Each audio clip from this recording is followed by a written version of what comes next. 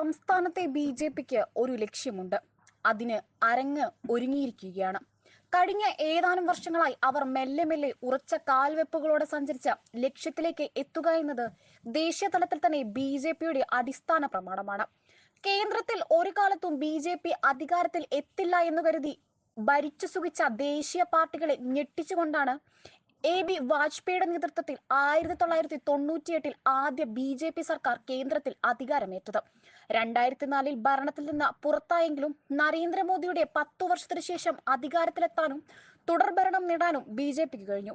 സംഭവമൊക്കെ ശരി തന്നെ. തെക്കേ ഇന്ത്യ പിടിക്കാൻ ബി.ജെ.പി കുറെ പുളിക്കും എന്ന ഭാവത്തിലാണ് അപ്പോഴും രാഷ്ട്രീയ നിരീക്ഷകർ സംസാരിച്ചത്.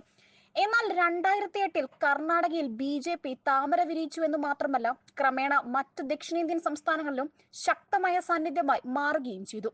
വർഗീയ സംഘടനകളെ ഒരിക്കലും പിന്തുണയ്ക്കുകയോ പ്രോത്സാഹിപ്പിക്കുകയോ ചെയ്യില്ലെന്ന് നാഴികയ്ക്ക് 40 വട്ടം ആണയിടുകയും പിൻവാതിലൂടെ ഇത്തരം സംഘടനകളുമായി നിതാന്ത ചങ്ങാത്തം ഉണ്ടാക്കുകയും ചെയ്യുന്ന ഹിപ്പോക്രാറ്റിക് രാഷ്ട്രീയമാണ് കഴിഞ്ഞ കുറച്ചു കാലമായി കേരളത്തിലുള്ളത്.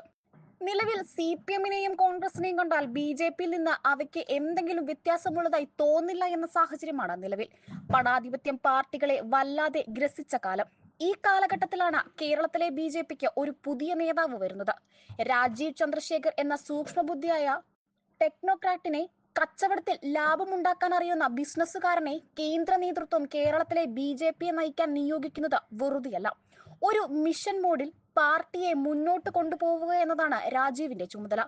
കോർപ്പറേറ്റ് മാധ്യമ മുതലാളി ബി.ജെ.പിയെ വിലയ്ക്ക് വാങ്ങിയെന്ന് പരിഹസിക്കുന്നവരുണ്ട്.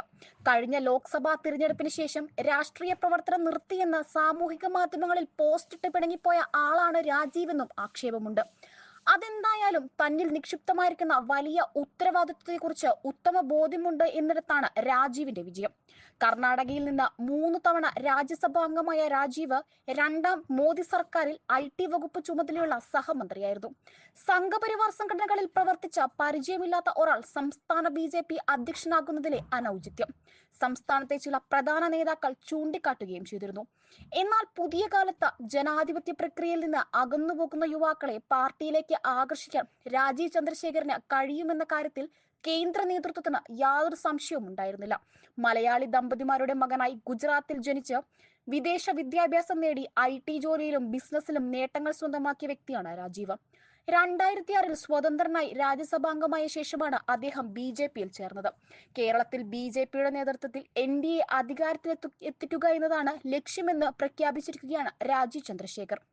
ശേഷം മാത്രമേ മടക്കമുള്ളൂവെന്നും രാജീവ് പറയുന്നു. ഇതിനായി മുഴുവൻ സമയ പ്രവർത്തനത്തിനായി ഇവിടെ തന്നെ ഉണ്ടാകും. നോക്കുകൂലിയുള്ള കേരളമല്ല, നിക്ഷേപവും തൊഴിലുമുള്ള കേരളമാണ് വേണ്ടത്. മാറ്റം വരണമെങ്കിൽ കേരളത്തിൽ NDA വരണമെന്നും അദ്ദേഹം പറഞ്ഞു. പല ഗ്രൂപ്പുകളായി പോരാടി നിൽക്കുന്ന കേരളത്തിലെ ബി.ജെ.പിയെ അച്ചടക്കത്തിലേക്കും ഐക്യത്തിലേക്കും നയിക്കുക എന്നതാണ് രാജീവിന്റെ ആദ്യത്തെ ദുർഘട ദൗത്യം. ഒരു ദേശീയ നേതാവിന്റെ ശൈലിയും കാഴ്ചപ്പാടുമുള്ള രാജീവിന് കേരളത്തിലെ ഒരു നേതാവിനോട് പ്രത്യേക മമതയോ വിദ്വേഷമോ ഇല്ലാത്തതും ഈ ദൗത്യത്തിന് ഗുണകരമാകും. അടുത്തു നടക്കാനിരിക്കുന്ന തദ്ദേശ തിരഞ്ഞെടുപ്പിലും തൊട്ടടുത്തു തന്നെ വരുന്ന നിയമസഭാ തിരഞ്ഞെടുപ്പിലും കേരളത്തെ കൂടുതൽ കാവ്യമയമാക്കാനുള്ള പോരാട്ടത്തിലേക്കാണ് രാജീവ് ചുവടുവെക്കുന്നത്. എന്തായാലും കേരളത്തിലെ സഖാക്കളും കോൺഗ്രസ് പ്രവർത്തകരുമെല്ലാം വിയർപ്പൊഴുക്കി ഉണർന്നു പ്രവർത്തിക്കേണ്ട കാലമാണ് സമാഗതമായിരിക്കുന്നത്. ഇതുവരെ കണ്ടതൊന്നുമല്ല, ഇനി കാണാനിരിക്കുന്നതാണ് ശരിയായ പോരാട്ടം.